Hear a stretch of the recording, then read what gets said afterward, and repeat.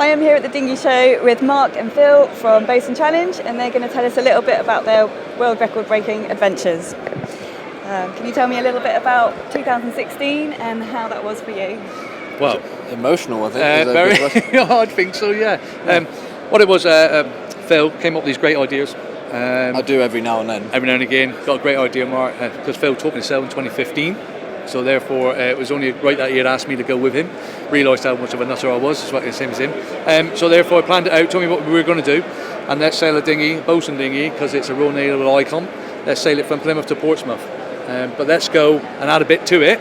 So let's go for a world record. And then what we're also going to do is we're going to go across the channel. Fantastic, what an adventure this is going to be, especially for someone who's just getting into dinghy sailing, to take on such a challenge.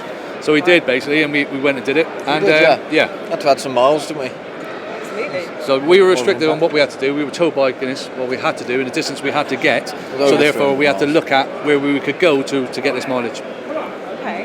And what was the hardest part of the journey? Hardest part of the journey, if I'm honest, I wouldn't say there was a singular hardest part of the journey. No, I think it was a mixture of a lot of things really. The mental strain of being on such a small boat outside of land for so long was, you had no visual references to where you were, so we were sailing hard for 3 days solid, and apart from a couple of times where we hit the coast of France and then we hit back to Salcombe, we had no sight of where we were, so we were completely reliant on the navigation aids we had.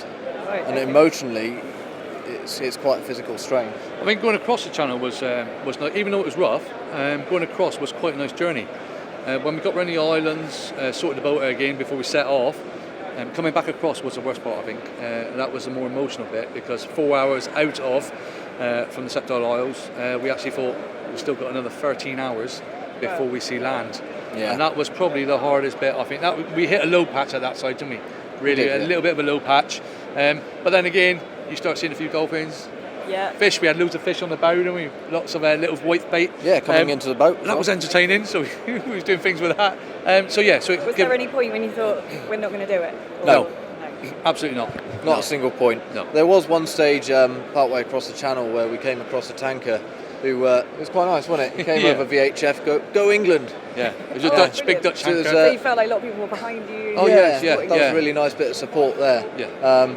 So when we got back to Salcombe and we were only 20 miles from where we started and we'd been at sea for 2 days solid, that was quite... Not far from home. Quite interesting. And I've got to be honest with you, 2 days at sea in a 14-foot dinghy seems like a lifetime.